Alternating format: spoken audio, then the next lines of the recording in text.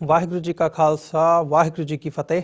America ਦੇ ਵਿੱਚ spectrum ਤੇ ਆਰਸੀਐਨ ਕੇਬਲ ਨੈਟਵਰਕਸ ਰਾਹੀਂ ਤੇ ਕੈਨੇਡਾ ਦੇ ਵਿੱਚ ਬੈਲ ਕੇਬਲ ਨੈਟਵਰਕ ਰਾਹੀਂ ਗਲੋਬਲੀ ਗਲੋਬਲ CPN ਦੀ ਐਪ, roku ਜਾਦੂ TV, ਸ਼ਾਵਾ TV ਜਾਂ ਫਿਰ ਫੇਸਬੁੱਕ ਰਾਹੀਂ ਸਾਡਾ ਇਹ ਸ਼ੋਅ ਦੇਖ ਰਹੇ ਸਾਰੇ ਦਰਸ਼ਕਾਂ ਦਾ ਮੈਂ ਅਮਰਵੀਰ ਸਿੰਘ ਅੱਜ ਦੇ ਪ੍ਰੋਗਰਾਮ ਵਿੱਚ ਤਹਿ ਦਿਲੋਂ ਸਵਾਗਤ ਕਰਦਾ। ਵਿਊਅਰਸ, ਅੱਜ ਦਾ ਦਿਨ 8 ਮਾਰਚ ਇੰਟਰਨੈਸ਼ਨਲ ਵੂਮਨਸ ਡੇ ਦੇ ਤੌਰ ਤੇ ਪੂਰੀ ਦੁਨੀਆ ਵਿੱਚ ਮਨਾਇਆ ਜਾ ਰਿਹਾ ਹੈ। ਇਤਿਹਾਸਕ ਤੌਰ ਤੇ ਯੂਨਾਈਟਿਡ ਨੇਸ਼ਨਸ ਵੱਲੋਂ ਸਾਲ 1975 ਵਿੱਚ ਪਹਿਲੀ ਵਾਰ ਇੰਟਰਨੈਸ਼ਨਲ ਵੂਮਨਸ ਡੇ ਮਨਾਇਆ ਗਿਆ ਸੀ। ਸੋ ਅੱਜ ਦੇ ਸ਼ੋਅ ਵਿੱਚ ਅਸੀਂ ਇਸ ਦਿਨ ਨੂੰ ਮੁੱਖ ਰੱਖਦਿਆਂ ਉਸ ਸ਼ਖਸੀਅਤ ਨਾਲ ਗੱਲਬਾਤ ਕਰਾਂਗੇ ਜਿਹੜੇ ਇੱਕ ਮੰਨੀ ਹੋਈ ਮਨੁੱਖੀ ਅਧਿਕਾਰ ਜਥੇਬੰਦੀ ਦੀ ਅਗਵਾਈ ਕਰ ਰਹੇ ਹਨ। ਔਰਤ ਹੁੰਦਿਆਂ ਸਾਡੇ ਸਮਾਜ ਯਾਨੀ ਕਿ ਪੰਜਾਬੀ ਅਤੇ ਸਿੱਖ ਸਮਾਜ ਅਤੇ ਨਾਲ ਜਿਨ੍ਹਾਂ ਮੁਲਕਾਂ ਵਿੱਚ ਆ ਕੇ ਅਸੀਂ ਵਸੇ ਹਾਂ ਉੱਥੋਂ ਦੇ ਸਿਸਟਮ ਅਤੇ ਮਾਹੌਲ ਵਿੱਚ ਕਿਹੜੀਆਂ ਮੁਸ਼ਕਲਾਂ ਦਾ ਸਾਹਮਣਾ ਕਰਨਾ ਪੈਂਦਾ ਹੈ ਅਤੇ ਸਿੱਖੀ ਫਲਸਫੇ ਵਿੱਚ ਔਰਤ ਦਾ ਕੀ ਦਰਜਾ ਹੈ। ਇਸ ਸਭ ਬਾਰੇ ਅੱਜ ਅਸੀਂ ਯੂਨਾਈਟਿਡ ਸਿੱਖਸ ਦੀ ਡਾਇਰੈਕਟਰ ਭੈਣ ਜੀ ਮਜਿੰਦਰਪਾਲ ਕੌਰ ਨਾਲ ਗੱਲਬਾਤ ਕਰਾਂਗੇ ਜੋ ਸਾਡੇ ਨਾਲ ਅੱਜ ਪੰਜਾਬ ਤੋਂ ਫੋਨ ਲਾਈਨ ਤੇ ਜੁੜ ਚੁੱਕੇ ਨੇ। ਆਓ ਅੱਜ ਦੀ ਵਿਚਾਰ ਚਰਚਾ ਦੀ ਸ਼ੁਰੂਆਤ ਕਰਦੇ ਹਾਂ। ਹਾਂਜੀ ਮਜਿੰਦਰਪਾਲ ਕੌਰ ਜੀ, ਵਾਹਿਗੁਰੂ ਜੀ ਕਾ ਖਾਲਸਾ ਵਾਹਿਗੁਰੂ ਜੀ ਕੀ ਫਤਿਹ। ਵਾਹਿਗੁਰੂ ਜੀ ਕਾ ਖਾਲਸਾ ਵਾਹਿਗੁਰੂ ਜੀ ਕੀ ਫਤਿਹ। ਹਾਂਜੀ ਭੈਣ ਜੀ, ਸਾਰਿਆਂ ਤੋਂ ਪਹਿਲਾਂ ਮੈਂ ਤੁਹਾਨੂੰ ਵੀ ਵਧਾਈ ਦੇ ਦਿਆਂ ਕਿ ਅੱਜ ਦੇ ਦਿਨ ਨੂੰ ਮੁੱਖ ਰੱਖਦਿਆਂ ਤੁਸੀਂ ਯੂਨਾਈਟਿਡ ਸਿੱਖਸ ਜਥੇਬੰਦੀ ਦੇ ਡਾਇਰੈਕਟਰ ਹੁੰਦਿਆਂ ਬੜੇ ਲੰਬੇ ਸਮੇਂ ਤੋਂ ਸੇਵਾ ਕਰ ਰਹੇ ਹੋ ਤੇ ਤੁਸੀਂ ਵੀ ਅੱਜ ਦੇ ਦਿਨ ਦੇ ਉੱਪਰ ਇਸ ਵਧਾਈ ਦੇ ਹੱਕਦਾਰ ਹੋ। ਤੁਹਾਨੂੰ ਵੀ ਵਧਾਈ ਦੇਣੀ ਬਣਦੀ ਹੈ ਤੇ ਸਾਡੇ ਨਾਲ ਜਿਹੜੇ ਹੋਰ ਦਰਸ਼ਕ ਜੁੜੇ ਹੋਏ ਨੇ, ਸਾਡੀਆਂ ਭੈਣਾਂ ਮਾਤਾਵਾਂ, ਉਹਨਾਂ ਨੂੰ ਵੀ ਇੰਟਰਨੈਸ਼ਨਲ ਵੂਮਨਸ ਡੇ ਦੀ ਸਾਡੇ ਵੱਲੋਂ TV84 ਵੱਲੋਂ ਵਧਾਈ ਹੈ। ਹਾਂਜੀ, ਸਾਰਿਆਂ ਨੂੰ ਬਹੁਤ ਬਹੁਤ ਵਧਾਈ। ਸਾਡੇ ਵੀਰਾਂ ਤੇ ਪਿਤਾਵਾਂ ਤੇ ਹੋਰ ਸਾਡੇ ਮੇਲ ਕਾਊਂਟਰਪਾਰਟ ਦੁਨੀਆ ਵਿੱਚ ਨੇ, ਉਹਨਾਂ ਨੂੰ ਵੀ ਵਧਾਈ ਹੋਵੇ ਜੀ। ਭੈਣ ਜੀ, ਜਿਵੇਂ ਮੈਂ ਜ਼ਿਕਰ ਕੀਤਾ ਕਿ ਅੱਜ ਦਾ ਜਿਹੜਾ ਸਾਡਾ ਮਾਹੌਲ ਹੈਗਾ, ਇਹਨੂੰ ਜੇ ਅਸੀਂ ਇੱਥੋਂ ਦੇ ਮਾਹੌਲ ਨੂੰ ਦੇਖਣਾ ਹੋਵੇ ਤੇ ਆਪਣਾ ਜਿਹੜਾ ਸਮਾਜ ਹੈਗਾ, ਸਿੱਖ ਸਮਾਜ ਹੋ ਗਿਆ, ਪੰਜਾਬੀ ਸਮਾਜ ਹੋ ਗਿਆ, ਉਹਦੇ ਵਿੱਚ ਜੇ ਅਸੀਂ ਦੇਖੀਏ ਤਾਂ ਕਿਤੇ ਨਾ ਕਿਤੇ ਜਦੋਂ ਅਸੀਂ ਕਲਚਰਲੀ ਦੇਖਦੇ ਹਾਂ ਤਾਂ ਜਿਹੜੀ ਉਹ ਰੂੜੀਵਾਦੀ ਸੋਚ ਹੈਗੀ ਹੈ, ਭਾਵੇਂ ਉਹ ਡੋਮੈਸਟਿਕ ਵਾਇਲੈਂਸ ਦੀ ਗੱਲ ਹੋਵੇ, ਭਾਵੇਂ ਉਹ ਕੁੜੀਆਂ ਦੇ ਨਾਲ ਕਿਤੇ ਨਾ ਕਿਤੇ ਸਾਡੇ ਪਰਿਵਾਰਾਂ ਦੇ ਵਿੱਚ ਵਿਤਕਰੇ ਦੀ ਗੱਲ ਹੋਵੇ, ਜਾਂ ਜਿਹੜਾ ਇੱਦਾਂ ਦਾ ਮਾਹੌਲ ਹੈਗਾ ਉਹ ਸਾਨੂੰ ਅੱਜ ਸਾਡੇ ਪਰਿਵਾਰਾਂ ਦੇ ਵਿੱਚ ਨਜ਼ਰ ਆਉਂਦਾ। ਉਹ ਭਾਵੇਂ ਅਸੀਂ ਪੰਜਾਬ ਦੇ ਵਿੱਚ ਦੇਖੀਏ, ਭਾਵੇਂ ਬਾਹਰਲੇ ਮੁਲਕਾਂ ਦੇ ਵਿੱਚ, ਇੱਥੇ US ਕੈਨੇਡਾ ਦੇ ਵਿੱਚ, ਜਾਂ ਜਿੱਥੋਂ ਤੁਸੀਂ ਬਿਲੋਂਗ ਕਰਦੇ ਹੋ, ਕੰਮ ਕਰ ਰਹੇ ਹੋ ਬਰਤਾਨੀਆ ਦੇ ਵਿੱਚ, ਉੱਥੋਂ ਦੇ ਮਾਹੌਲ ਦੇ ਵਿੱਚ ਦੇਖੀਏ ਤਾਂ ਇਹ ਸਾਰਾ ਕੁਝ ਨਜ਼ਰ ਆਉਂਦਾ ਹੈ। ਸੋ ਤੁਸੀਂ ਯੂਨਾਈਟਿਡ ਸਿੱਖਸ ਦੇ ਐਜ਼ ਅ ਡਾਇਰੈਕਟਰ ਹੁੰਦਿਆਂ ਬੜੇ ਲੰਬੇ ਸਮੇਂ ਤੋਂ ਸਮਾਜ ਦੇ ਵਿੱਚ ਵਿਚਰ ਰਹੇ ਹੋ, ਬਾਹਰਲੇ ਮੁਲਕਾਂ ਦੇ ਸਿਸਟਮਸ ਦੇ ਨਾਲ ਡੀਲ ਕਰ ਰਹੇ ਹੋ। ਤੁਸੀਂ ਆਪਣੇ ਐਕਸਪੀਰੀਅੰਸ ਦੇ ਵਿੱਚੋਂ ਕੀ ਸਮਝਦੇ ਹੋ ਇਸ ਸਾਰੇ ਵਰਤਾਰੇ ਨੂੰ ਦੇਖਦਿਆਂ ਹੋਇਆਂ, ਅੱਜ ਦੇ ਦਿਨ ਨੂੰ ਮੁੱਖ ਰੱਖਦਿਆਂ ਤੁਸੀਂ ਕੀ ਕਹਿਣਾ ਚਾਹੋਗੇ, ਕੀ ਸੋਚਦੇ ਹੋ, ਤੁਹਾਡੇ ਕੀ ਵਿਚਾਰ ਨੇ ਇੰਟਰਨੈਸ਼ਨਲ ਵੂਮਨਸ ਡੇ ਨੂੰ ਮੁੱਖ ਰੱਖਦਿਆਂ? ਓਕੇ ਵੀਰ ਜੀ, ਪਹਿਲੀ ਗੱਲ ਤਾਂ ਆਪਾਂ ਨੂੰ ਮੰਨਣੀ ਪੈਣੀ ਹੈ ਕਿ ਕਿਸੇ ਵੀ ਸੱਭਿਅਤਾ ਵਿੱਚ, ਆਪਾਂ ਸੱਭਿਅਤਾ ਦੀ ਗੱਲ ਪਹਿਲਾਂ ਕਰਦੇ ਹਾਂ, ਧਰਮ ਦੀ ਗੱਲ ਸਾਰਿਆਂ ਨੂੰ ਪਤਾ ਹੀ ਹੈ ਕਿ ਕੀ ਹੁੰਦੀ ਹੈ। ਕਿਸੇ ਵੀ ਸੱਭਿਅਤਾ ਵਿੱਚ ਅਸੀਂ ਵੇਖ ਲਓ, ਭਾਵੇਂ ਵੈਸਟਰਨ ਵਰਲਡ ਵਿੱਚ ਹੈ, ਜਿਹੜੀ ਬੀਬੀ ਦੀ, ਜਿਹੜੀ ਭੈਣ ਦੀ, ਜਿਹੜੀ ਲੇਡੀ ਦੀ, ਵੂਮਨ ਦੀ ਪਦਵੀ ਹੈ, ਉਹ ਬਹੁਤ ਨਵੇਂ ਪੱਧਰ ਤੇ ਹੀ ਬਾਹਰ ਆਈ ਹੈ। ਤੁਸੀਂ ਵੇਖੋ, ਵੂਮਨਸ ਰਾਈਟ ਟੂ ਵੋਟ ਜਿਹੜਾ UK ਵਿੱਚ ਹੋਇਆ ਸੀ, ਉਹ 100 ਸਾਲ ਮਸਾਂ ਹੋਏ ਨੇ ਉਸਦੇ, ਹੈ ਨਾ ਜੀ। ਸੋ ਮਤਲਬ ਵੀ ਇੱਕ ਗੁਰੂ ਨੇ, ਸਾਡੇ ਵਾਹਿਗੁਰੂ ਨੇ, ਉਹਨਾਂ ਨੇ ਇੱਕ ਮਰਦ ਬਣਾਇਆ ਸੀ, ਇੱਕ ਮੈਨ ਬਣਾਇਆ ਸੀ, ਇੱਕ ਵੂਮਨ ਬਣਾਈ ਸੀ, ਉਸੇ ਟਾਈਮ ਬਣਾਈ ਸੀ। ਕੋਈ ਇਹ ਨਹੀਂ ਸੀ ਵੀ ਹਜ਼ਾਰਾਂ ਸਾਲ ਬਾਅਦ ਇੱਕ ਵੂਮਨ ਆਈ ਹੈ ਉਸਦੀ ਪੈਦਾਇਸ਼ ਵਿੱਚ। ਸੋ ਇਕੁਆਲਿਟੀ ਵਾਸ ਫਰਮ ਬਰਥ, ਮਤਲਬ ਕਿ ਉਸ ਦੀ existence of the woman has been since the existence of man, ਹੈ ਨਾ। ਪਰ ਕਿਉਂ ਇੰਨੇ ਸਦੀਆਂ ਬਾਅਦ ਇੱਕ ਵੋਟ ਦੀ ਜੇ ਗੱਲ ਕਰੀਏ on democracy point of view, ਇੱਕ ਇਕੁਅਲ ਪੇ ਦੀ ਗੱਲ ਕਰੀਏ ਔਨ ਦੀ ਮਾਇਕ ਤੌਰ ਤੇ ਜਾਂ ਹੋਰ ਜਿਹੜੇ ਹੱਕ ਨੇ ਦੁਨੀਆ ਵਿੱਚ, ਉਹ ਹੁਣੇ ਕਿ ਆ ਰਹੇ ਨੇ 20th ਸੈਂਚੁਰੀ 19th ਸੈਂਚੁਰੀ ਤੋਂ ਬਾਅਦ, ਹੈ ਨਾ। ਸੋ ਇਸ ਵਿੱਚ ਸਾਨੂੰ ਇੱਕ ਜੇ ਖੋਜ ਵੀ ਕਰਾਂਗੇ ਇਸ ਪ੍ਰੋਗਰਾਮ ਤੇ ਸਾਡੇ ਕੋਲ ਟਾਈਮ ਨਹੀਂ ਹੋਏਗਾ, ਪਰ ਇੱਕ ਕੁਐਸਚਨ ਹੈ ਜਿਸ ਕੁਐਸਚਨ ਨੂੰ ਮੈਂ ਸਮਝਦੀ ਹਾਂ ਸਾਡੇ ਸਰੋਤੇ ਤੇ ਦਰਸ਼ਕ will take away from this program. Why do you think? ਕਿਉਂ ਵੀ ਜਦੋਂ ਦੀ ਦੁਨੀਆ ਬਣੀ ਹੈ ਉਦੋਂ ਦੀ ਇੱਕ ਵੂਮਨ ਹੈ, ਇੱਕ ਟੀਵੀ ਹੈ, ਇੱਕ ਨਾਰ ਹੈ, ਪਰ ਇਸ ਵਿੱਚ ਪਿਛਲੇ 2 ਸੈਂਚਰੀਆਂ ਵਿੱਚ ਹੀ ਇਹਨੂੰ ਹੱਕ ਮਿਲਣੇ ਸ਼ੁਰੂ ਹੋਏ ਨੇ ਜੀ। ਸੋ ਅਸੀਂ ਜੇ ਆਪਣੀ ਗੱਲ ਕਰੀਏ ਪੰਜਾਬੀਅਤ ਦੀ, ਪੰਜਾਬੀ ਦੀ, ਹੁਣ ਫਿਰ ਵੀ ਅਜੇ ਵੀ ਗੱਲ ਕਰਦੇ ਹਾਂ ਸੱਭਿਅਤਾ ਦੀ, ਉਹਦੇ ਵਿੱਚ ਜੇ ਅਸੀਂ ਕਿਤੇ ਉਂਗਲ ਲਾਉਣੀ ਹੋਵੇ, ਅਸੀਂ ਕਵਾਂਗੇ ਵੀ ਜਿਹੜਾ ਮੰਨੂ ਟ੍ਰੈਡੀਸ਼ਨ ਸੀ ਪੰਜਾਬ ਵਿੱਚ ਆਇਆ, ਪੂਰੇ ਹਿੰਦੁਸਤਾਨ ਵਿੱਚ ਆਇਆ, ਉਸ ਨੂੰ ਅਸੀਂ ਇਹ ਫੌਟ ਦੇਵਾਂਗੇ। ਕਿਉਂਕਿ ਮੈਂ ਉਧਰਲੇ ਪਾਸੇ ਨਹੀਂ ਜਾਣਾ ਚਾਹੁੰਦੀ, ਜਦੋਂ ਕ੍ਰਿਸ਼ਨ ਦੀਆਂ ਗੋਪੀਆਂ ਸਨ, ਉਹਨਾਂ ਦੇ ਕੀ ਹੱਕ ਸਨ, ਉਹ ਤਾਂ ਬਾਹਰਲੀ ਗੱਲ ਹੈ। ਆਪਾਂ ਮੰਨੂ ਟ੍ਰੈਡੀਸ਼ਨ ਤੋਂ ਸ਼ੁਰੂ ਹੋਈਏ। ਮੰਨੂ ਟ੍ਰੈਡੀਸ਼ਨ ਵੀ ਬਹੁਤ ਪੁਰਾਣਾ ਹੈ, ਜਿੱਥੇ ਇੱਕ ਜਨਾਨੀ ਨੂੰ ਪੈਰ ਦੀ ਜੁੱਤੀ ਮੰਨਿਆ ਜਾਂਦਾ ਸੀ। ਉਸ ਟ੍ਰੈਡੀਸ਼ਨ ਦੀ ਮੇਰੀ ਸੋਚ ਵਿੱਚ ਜੋ ਅਸੀਂ ਵੇਖ ਰਹੇ ਹਾਂ ਜੇ ਘਾਟ ਹੈ ਅਜੇ ਵੀ, ਉਹ ਟ੍ਰੈਡੀਸ਼ਨ ਕਰਕੇ ਹੀ ਹੈ। ਹੁਣ ਜਿਨ੍ਹਾਂ ਨੂੰ ਜੋ ਮੈਨੂੰ ਜਾਣਦੇ ਹਨ, ਥੋੜਾ ਬਾਰਾ ਜਾਣਦੇ ਹੋਣਗੇ ਕਿ 2003 ਵਿੱਚ ਫਰਵਰੀ ਦੇ 13 ਤਰੀਕ ਨੂੰ ਯੂਨਾਈਟਿਡ ਸਿੱਖਸ ਵੱਲੋਂ, ਉਸ ਵੇਲੇ ਵੌਇਸਿਸ ਫॉर ਫਰੀडम ਦੀ ਸੰਸਥਾ ਸੀ, ਮੈਂ ਗਈ ਸਾਂ ਪੰਜਾਬ ਨੂੰ, ਆਈ ਸਾਂ, ਮੈਂ ਹੁਣ ਇਸ ਵੇਲੇ ਪੰਜਾਬ ਹੀ ਹਾਂ, ਤੇ ਅਸੀਂ ਇੱਕ ਮੁੱਦਾ ਚੁੱਕਿਆ ਸੀ ਬੀਬੀਆਂ ਦੀ ਸੇਵਾ ਦਾ ਦਰਬਾਰ ਸਾਹਿਬ ਵਿੱਚ।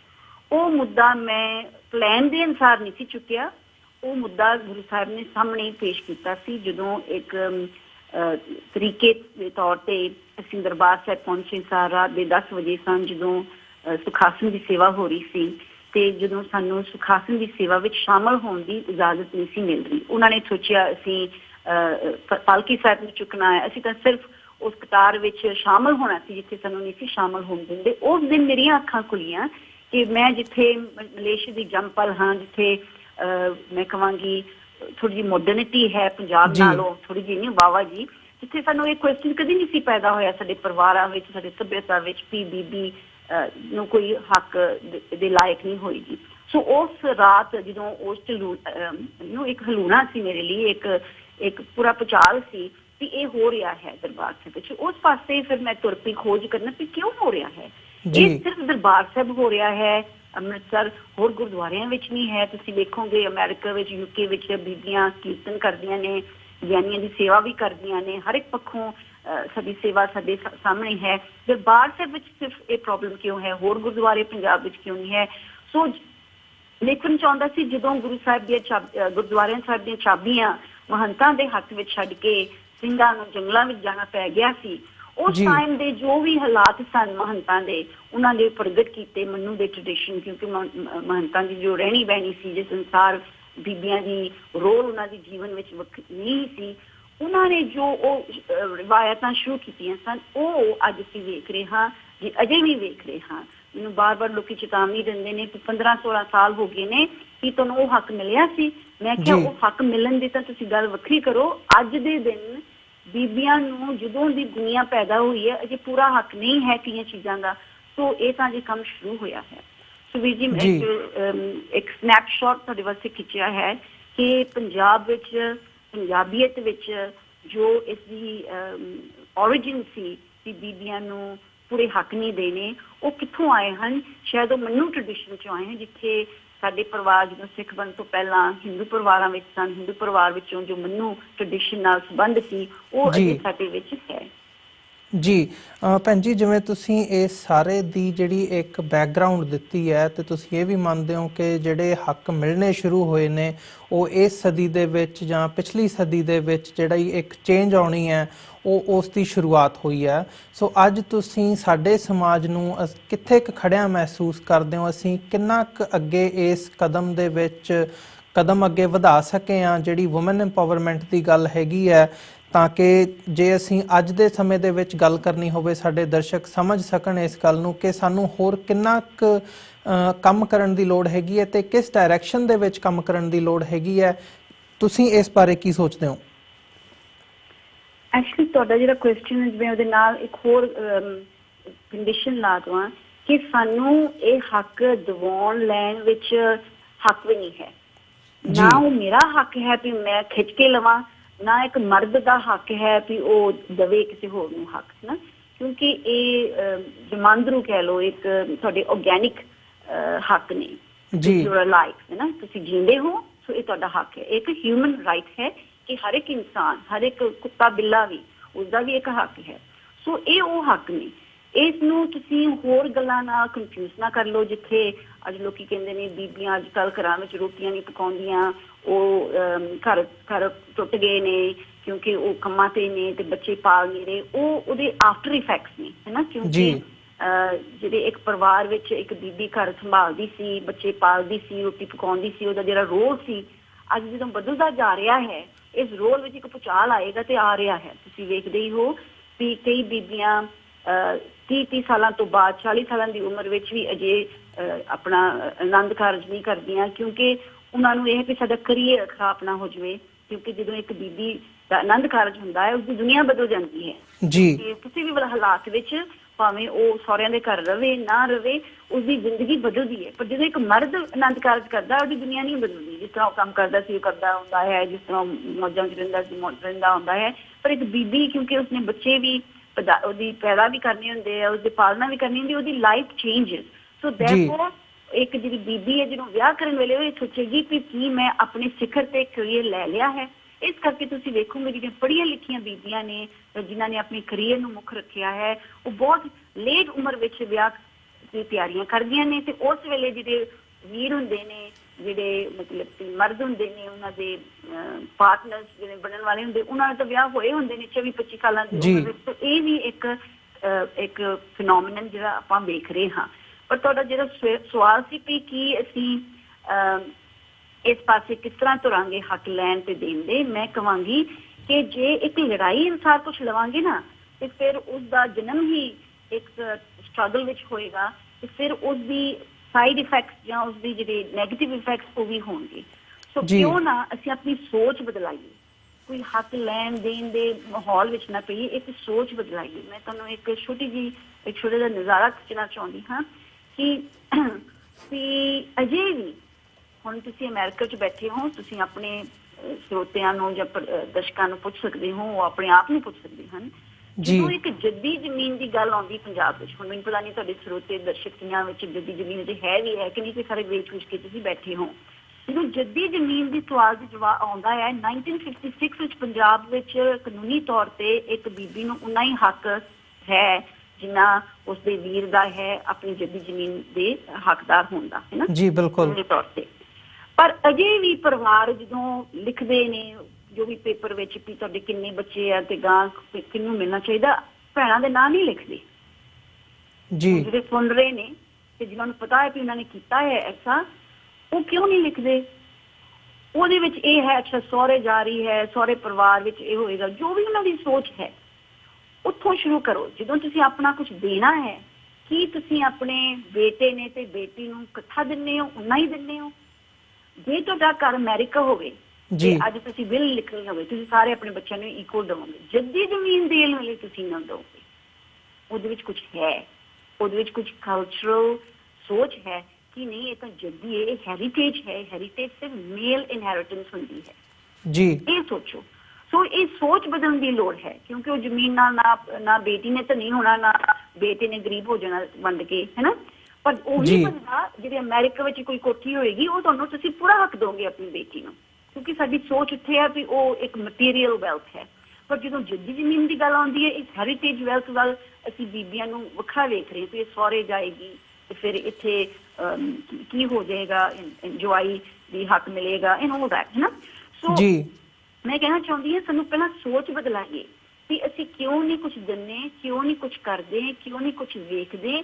ਇਹਦੇ ਪਿਛਲਾ ਜਿਹੜੀ ਪਿਛੋਕੜ ਹੈ, ਸਾਡੀ ਕੋਈ ਕਮੀ ਹੈ ਕਿ ਇਹਦੇ ਵਿੱਚ ਕੋਈ ਫੰਡਾਮੈਂਟਲ ਕਾਰਨ ਨੇ ਜਿਹੜੇ ਚੰਗੇ ਨੇ ਜੀ। ਇਹ ਮੇਰੀ ਇਨਪੁਟ ਹੈ ਕਿ ਸਾਨੂੰ ਆਪਣੀ ਸੋਚ ਵੱਲ ਵੇਖੋ। ਬਦਲਾਉਣ ਦੀ ਤਾਂ ਦੂਰ ਦੀ ਗੱਲ ਹੈ, ਪਹਿਲਾਂ ਵੇਖ ਲਓ ਤੁਸੀਂ ਆਪਣੀ ਜੱਦੀ ਜ਼ਮੀਨ ਆਪਣੀ ਬੇਟੀ ਨੂੰ ਕਿਉਂ ਨਹੀਂ ਦਿੰਦੇ ਜੀ। ਬਿਲਕੁਲ ਜੀ ਭੈਣ ਜੀ, ਜਿਵੇਂ ਤੁਸੀਂ ਗੱਲ ਕੀਤੀ ਹੈ ਸੋਚ ਬਦਲਣ ਦੀ, ਤੇ ਜਦੋਂ ਅਸੀਂ ਸੋਚ ਦੀ ਗੱਲ ਕਰਦੇ ਹਾਂ, ਵਿਚਾਰਧਾਰਾ ਵੱਲ ਨਜ਼ਰ ਮਾਰਦੇ ਹਾਂ, ਤਾਂ ਇੱਕ ਪਾਸੇ ਇੱਕ ਸਿੱਖੀ ਥਾਟ ਹੈਗਾ, ਸਿੱਖੀਜ਼ਮ ਦੀ ਵਿਚਾਰਧਾਰਾ ਹੈਗੀ ਹੈ, ਜਾਂ ਜਿਵੇਂ ਤੁਸੀਂ ਦੂਜੇ ਪਾਸੇ ਗੱਲ ਕੀਤੀ ਹੈ ਕਿ ਜਿੱਥੋਂ ਇਹ ਸਾਰੀਆਂ ਚੀਜ਼ਾਂ ਆਈਆਂ ਨੇ, ਮਨੂਵਾਦੀ ਵਿਚਾਰਧਾਰਾ ਹੈਗੀ ਹੈ, ਹਿੰਦੂਤਵਾ ਦਾ ਥਾਟ ਹੈਗਾ।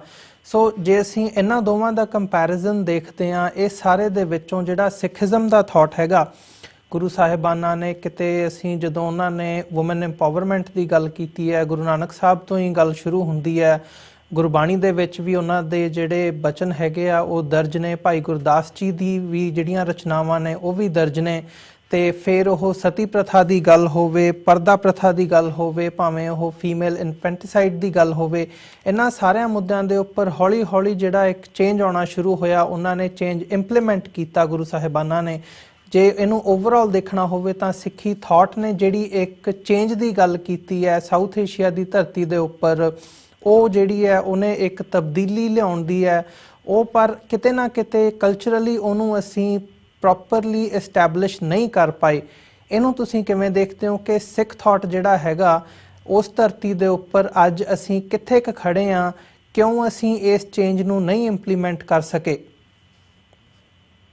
ਸਿੱਖੀ ਸਿਧਾਂਤ ਵਿੱਚ ਦੋ ਰਾਇਆਂ ਨਹੀਂ ਹਨ ਤੇ ਗੁਰੂ ਸਾਹਿਬਾਂ ਨੇ ਜੋ ਉਸ ਮੌਕੇ ਦੇ ਹਾਲਾਤਾਂ ਨੂੰ ਮੁੱਖ ਰੱਖ ਕੇ ਬਾਣੀ ਲਿਖੀ ਹੈ ਜਾਂ ਸਾਨੂੰ ਮੰਜੀਆਂ ਸਜਾ ਕੇ ਇੱਕ ਸੋਚ ਵੀ ਪ੍ਰਗਟ ਕੀਤੀ ਹੈ। ਜਦੋਂ ਅਮਰਦਾਸ ਸਾਹਿਬ ਜੀ ਨੇ ਮੰਜੀਆਂ ਵੀ ਸਜਾਈਆਂ ਸਨ ਪ੍ਰਚਾਰ ਦੀਆਂ, ਉਹ ਸਾਰੇ ਵਿੱਚ ਸਤੀ ਬੰਦ ਕੀਤੀ ਜਾਂ ਪਰਦਾ ਬੰਦ ਕੀਤਾ, ਉਹਦੇ ਵਿੱਚ ਇੱਕ ਪ੍ਰਤੀਕ ਦੇ ਤੌਰ ਤੇ ਸਾਨੂੰ ਵੇਖਣਾ ਆਉਂਦਾ ਵੀ 500 ਸਾਲ ਪਹਿਲਾਂ ਉਹ ਕੰਮ ਸ਼ੁਰੂ ਹੋਇਆ ਹੈ ਨਾ ਸਿਧਾਂਤ ਦੇ ਤੌਰ ਤੇ ਜੀ। ਤੇ ਹੁਣ ਇਸ ਵੇਲੇ ਤੁਸੀਂ ਜੇ ਪੁੱਛੋ ਵੀ ਇਸ ਦੀ ਰੂਪਰੇਖਾ ਕੀ ਹੈ, ਜੇ ਸਾਡੇ ਗੁਰੂ ਸਾਹਿਬ ਨੇ ਸਤੀ ਬੰਦ ਕੀਤੀ ਸੀ, ਪਰਦਾ ਬੰਦ ਕੀਤਾ ਸੀ, ਮੰਜੀਆਂ ਦਿੱਤੀਆਂ ਸਨ, ਅੱਜ ਕੀ ਅਸੀਂ ਪਿੱਛੇ ਜਾ ਰਹੇ ਹੋ ਕਿ ਅਸੀਂ ਉਸੇ ਤਰ੍ਹਾਂ ਕਿ ਅਸੀਂ ਕੁਝ ਵਾਧਾ ਕੀਤਾ ਹੈ? ਕਿਉਂਕਿ ਸਿਵਲਾਈਜੇਸ਼ਨ ਦਾ ਵਾਧਾ ਹੁੰਦਾ ਹੈ, ਫਿਰ ਉਸਨੂੰ ਸਿਵਲਾਈਜੇਸ਼ਨ ਬੋਲੀਦਾ ਹੈ ਨਾ, ਅਦਰਵਾਈਜ਼ ਉਹ ਮੁੱਕ ਜਾਂਦਾ ਹੈ। ਸੋ ਇਹ ਕੁਐਸਚਨ ਮੈਂ ਫਿਰ ਕਹਾਂਗੀ ਤੁਹਾਡੇ ਦਰਸ਼ਕਾਂ ਨੂੰ, ਤੁਹਾਡੇ ਸਰੋਤਿਆਂ ਨੂੰ, ਵੀ ਤੁਸੀਂ ਆਪਣੇ ਆਪ ਨੂੰ ਪੁੱਛਣਾ ਹੈ ਤੁਹਾਡੀ ਫੈਮਿਲੀ ਵਿੱਚ ਇੱਕ ਬੀਬੀ ਨੇ ਕੋਈ ਵਾਧਾ ਕੀਤਾ ਹੈ ਕਿ ਤੁਸੀਂ ਸਗੋਂ ਬੈਕ ਸਟੈਪ ਹੋ ਗਿਆ ਹੈ? ਕਿਉਂਕਿ ਤੁਸੀਂ ਸੁਣਨ ਵਿੱਚ ਆਉਂਦਾ ਹੈ, ਜਦੋਂ ਮੈਂ ਇਹ ਮੁੱਦਾ ਚੁੱਕਿਆ ਸੀ 2003 ਵਿੱਚ, ਜਿੱਥੇ ਮੈਂ ਜਾਂਦੀ ਸਾਂ ਕੈਂਪੇਨ ਲੈ ਕੇ, ਉਹ ਕਹਿੰਦੇ ਸਨ ਤੁਸੀਂ ਇਹ ਕਿਉਂ ਕੈਂਪੇਨ ਚੁੱਕਿਆ, ਤੁਸੀਂ ਬੀਬੀਆਂ ਨੂੰ ਕਹੋ ਸੀਰੀਅਲ ਵੇਖਣੇ ਬੰਦ ਕਰ ਦੇਣ, ਘਰ ਵਿੱਚ ਰੋਟੀਆਂ ਪਕਾਉਣ। ਸੋ ਮਤਲਬ ਉਹਨਾਂ ਦਾ ਜਿਹੜਾ ਰੋਸ ਸੀ ਉਹ ਇਸ ਸਿਧਾਂਤ ਲੈਵਲ ਦਾ ਨਹੀਂ ਸੀ ਕਿ ਬੀਬੀਆਂ ਨੂੰ ਇੱਕ ਪਾਵਰਫੁਲ ਪੋਜੀਸ਼ਨ ਵਿੱਚ ਪਾ ਕੇ ਰੱਖੋ। ਉਹ ਐਸੀ ਕਿ ਸਾਡਾ ਕੰਮ ਸਰ ਜਾਵੇ, ਸਾਡੀ ਰੋਟੀਆਂ ਪੱਕ ਜਾਣ, ਸਾਡੀ ਸੀਰੀਅਲ ਬੰਦ ਹੋ ਜਾਣ, ਹੈ ਨਾ। ਸੋ ਜੇ ਤੁਸੀਂ ਜਿੰਨਾ ਚਿਰ ਆਪਣਾ ਸਿਧਾਂਤ ਆਪਣੇ ਜ਼ਿੰਦਗੀ ਦੇ ਡਿਸੀਜ਼ਨ ਵਿੱਚ ਵੀ ਲਿਆਓਗੇ, ਪਰ ਸਿਰਫ ਆਪਣਾ ਸੁੱਖ ਵੇਖੋਗੇ ਵੀ ਬੀਬੀਆਂ ਰੋਟੀਆਂ ਪਕਾਉਣ ਜਾਂ ਘਰ ਦੀ ਸਫਾਈ ਰੱਖਣ ਜਾਂ ਸੀਰੀਅਲ ਨਾ ਵੇਖੀ ਜਾਣ, ਸੋ ਤੁਸੀਂ ਇੱਕ ਬੁਜ਼ਦਿਲ ਵਿਖਾਈ ਹੈ, ਤੁਸੀਂ ਆਪਣਾ ਹੀ ਵਿਖਾਇਆ ਵੀ ਸਾਨੂੰ ਲੋੜ ਹੈ ਕਿ ਬੀਬੀ ਆ ਕਰੇ, ਤੇ ਫਿਰ ਤੁਸੀਂ ਨਹੀਂ ਸਫਲਤਾ ਪ੍ਰਾਪਤ ਕਰ ਸਕੋਗੇ। ਜੇ ਗੁਰੂ ਸਾਹਿਬ ਨੇ ਸਿਧਾਂਤਕ ਤੌਰ ਤੇ ਮੰਜੀਆਂ ਸਜਾਈਆਂ ਸਨ, ਪਰਦੇ ਨੂੰ ਦੂਰ ਕੀਤਾ, ਸਤੀ ਬੰਦ ਕੀਤੀ, ਉਹ ਸਿਰਫ ਆਪਣੇ ਸਮਾਚਾਰ ਦੇ ਸੁੱਖ ਵਾਸਤੇ ਨਹੀਂ ਸੀ ਕਿ ਅੱਛਾ ਬੀਬੀਆਂ ਸਤੀ ਨਾ ਕਰਨਗੀਆਂ ਤੇ ਬੱਚੇ ਪਾਲ ਜਾਣਗੇ, ਨਹੀਂ, ਉਹ ਇੱਕ ਸਿਧਾਂਤਕ ਤੌਰ ਤੇ ਉਹਨਾਂ ਦੀ ਸੋਚ ਸੀ। ਸੋ ਉਸੇ ਤਰ੍ਹਾਂ ਸਾਨੂੰ ਕਰਨਾ ਪਏਗਾ। ਜਿਨ੍ਹਾਂ ਚਿਰ ਸਾਡੇ ਗੁਰਦੁਆਰਿਆਂ ਦੇ ਪ੍ਰਬੰਧਕ ਭਾਵੇਂ ਵੈਸਟ ਜਾਂ ਈਸਟ ਜਾਂ ਇੰਡੀਆ ਵਿੱਚ ਨੇ, ਉਹਨਾਂ ਦੀ ਸੋਚ ਵਿੱਚ ਇੱਕ ਬੀਬੀ ਪੈਰ ਦੀ ਜੁੱਤੀ ਹੈ ਜਾਂ ਉਹ ਇਹ ਸੇਵਾ ਨਹੀਂ ਕਰ ਸਕਦੀ, ਉਹ ਸੇਵਾ ਨਹੀਂ ਕਰ ਸਕਦੀ, ਜਾਂ ਜੋ ਵੀ ਹੈ, ਉਹ ਜਿੰਨਾ ਚਿਰ ਉਹ ਸਿਧਾਂਤਕ ਤੌਰ ਤੇ ਇਸਦੀ ਸੁਝਾਅ ਨਹੀਂ ਲਿਆਉਣਗੇ ਤੇ ਫਿਰ ਉਹ ਜਿਹੜਾ ਚੇਂਜ ਹੋਏਗਾ ਸਗੋਂ ਨਫ਼ਰਤ ਪੈਦਾ ਕਰੇਗਾ। ਉਹ ਬੀਬੀ ਨੂੰ ਲੱਗੇਗਾ ਵੀ ਇਹ ਕਿਹੜੀ ਕੌਮ ਹੈ ਜਿਹਦੇ ਵਿੱਚ ਮੇਰੀ ਪਛਾਣ ਨਹੀਂ ਹੈ। ਭਾਵੇਂ ਸਾਰੇ ਕੌਮਾਂ ਵਿੱਚ ਕਮੀਆਂ ਨੇ, ਵੈਸਟਰਨ ਵਰਲਡ ਵਿੱਚ ਹੱਕ ਨਹੀਂ ਸੀ ਮਿਲੇ ਜਦੋਂ ਸਾਡੇ ਗੁਰੂ ਸਾਹਿਬ ਸਾਨੂੰ ਦੇ ਗਏ ਸਨ।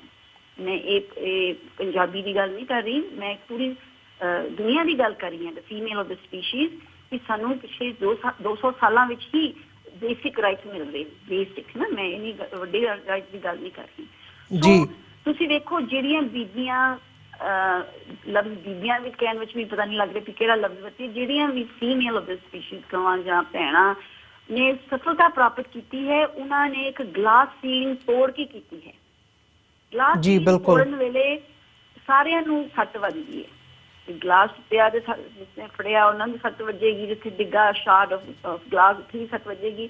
ਸੋ ਪਰ ਉਹਨਾਂ ਨੇ ਗਲਾਸ ਸੀਲਿੰਗ ਤੋੜ ਕੇ ਆਪਣੀ ਸਫਲਤਾ ਪ੍ਰਾਪਤ ਕੀਤੀ ਹੈ। ਗਲਾਸ ਸੀਲਿੰਗ ਤੋੜਨ ਦੀ ਲੋੜ ਇਸੇ ਤਰ੍ਹਾਂ ਨਹੀਂ ਕਰਨੀ ਦੀ ਲੋੜ ਹੋਣੀ ਚਾਹੀਦੀ। ਦੈਟ ਸ਼ੁਡ ਬੀ ਚੇਂਜ ਸਾਡੇ ਆਪਣੇ ਆਪ ਵਿੱਚ। ਜਦੋਂ ਤੁਸੀਂ ਇੱਕ ਡਿਸੀਜ਼ਨ ਲੈਣਾ ਹੈ, ਮੈਂ ਤਾਂ ਸਿਰਫ ਪ੍ਰੋਪਰਟੀ ਦੀ ਗੱਲ ਕਰਕੇ ਹਟ ਗਈ ਹਾਂ, ਪਰ ਐਟ ਮੈਨੀ ਲੈਵਲਸ। ਹੁਣ ਵੇਖੋ, ਮੈਂ ਹੁਣ ਪੰਜਾਬ ਸੇਵਾ ਕਰਦੀ ਹਾਂ, ਇੱਥੇ ਰੋਜ਼ ਮੈਨੂੰ ਟਾਕਰਾ ਹੁੰਦਾ ਇਸ ਇਸ਼ੂ ਦਾ, ਕਈ ਤਰ੍ਹਾਂ ਦੇ। ਤੁਹਾਡੀ ਗੱਲ ਉਨੀ ਕੁ ਸੁਣਨਗੇ, ਤੁਹਾਡੀ ਗੱਲ, ਤੁਹਾਡੀ ਡਰਾਈਵਰ ਦੀ ਗੱਲ ਸੁਣ ਲੈਣਗੇ, ਉਹਨਾਂ ਨੂੰ ਪਤਾ ਨਹੀਂ ਹੁੰਦਾ ਕਿ ਡਰਾਈਵਰ ਤੁਹਾਡੇ ਲਾਗੇ ਬੈਠਾ ਆ, ਉਹਨੂੰ ਪੁੱਛਣਗੇ ਕਿ ਤੁਸੀਂ ਹੁਣ ਕਿੱਥੇ ਜਾਣਾ, ਤੁਹਾਨੂੰ ਨਹੀਂ ਪੁੱਛਣਗੇ ਕਿਉਂਕਿ ਤੁਸੀਂ ਇੱਕ ਬੀਬੀ ਆ। ਦੈਟ ਮੀਨਸ ਤੁਹਾਡੇ ਉਹਨਾਂ ਦੇ ਮਨ ਵਿੱਚ ਤੁਸੀਂ ਡਿਸੀਜਨ ਮੇਕਿੰਗ ਕਪੈਸਿਟੀ ਨਹੀਂ ਹੈ ਨਾ। ਉਹ ਜੀ ਬਹੁਤ ਲੰਬਾ ਟਾਈਮ ਹੈ ਵੀ ਉਹ ਕਿਸ ਤਰ੍ਹਾਂ ਬਦਲੇਗੀ। ਪਰ ਜੇ ਉਹ ਆਪਣੇ ਸਿਧਾਂਤ ਬਦਲਾਉਣਗੇ ਵੀ ਇਹਨਾਂ ਦੇ ਵਿੱਚ ਜਿਹੜੇ ਗੁਣ ਨੇ, ਹੁਣ ਉਹ ਗੁਣ ਦੀ ਆਪਾਂ ਗੱਲ ਕਰੀਏ ਸਿਧਾਂਤਕ ਤੌਰ ਤੇ ਉਹ ਕੀ ਨੇ। ਯੂਨਾਈਟਿਡ ਸਟੇਟਸ ਨੇ ਇਸ ਇੰਟਰਨੈਸ਼ਨਲ ਵੂਮਨਸ ਰਾਈਟ ਵੂਮਨਸ ਡੇ ਦੇ ਨੂੰ ਮੁੱਖ ਰੱਖ ਕੇ ਜੋ ਫੇਸਬੁੱਕ ਪੇਜ ਤੇ ਅਸੀਂ ਪੋਸਟ ਲਿਖਾਈ ਸੀ ਉਹ ਇਹ ਸੀ ਕਿ ਇੰਟਰਨੈਸ਼ਨਲ ਵੂਮਨਸ ਡੇ ਕਿਉਂ ਮਨਾਉਣਾ ਪੈ ਰਿਹਾ ਤੇ ਇੰਟਰਨੈਸ਼ਨਲ ਵੂਮਨਸ ਮੈਨਸ ਡੇ ਹੈ। ਕਿਸੇ ਨੇ ਸਾਨੂੰ ਇੱਕ ਲਿੰਕ ਕਲਾਇਆ ਕਿ ਇੰਟਰਨੈਸ਼ਨਲ ਮੈਨਸ ਡੇ ਵੀ ਹੈ, ਪਤਾ ਨਹੀਂ ਨਵੰਬਰ ਵਿੱਚ ਹੈ, ਪਰ ਉਹ ਨਹੀਂ ਕੋਈ ਮਨਾਉਂਦਾ। ਮੈਂ ਤਾਂ ਸੁਣਿਆ ਵੀ ਨਹੀਂ ਕਦੀ। ਉਹ ਗੱਲ ਕਿਉਂ ਹੋਈ ਹੈ ਕਿ ਸਾਨੂੰ ਇੱਕ ਸਪੈਸ਼ਲ ਡੇ ਮਨਾਉਣਾ ਪੈ ਰਿਹਾ ਵੂਮਨਸ ਦਾ, ਹੈ ਨਾ। ਉਹ ਵੱਖਰੀ ਗੱਲ ਹੈ ਕਿ UN ਨੇ ਕਿਉਂ ਕੀਤਾ ਹੈ।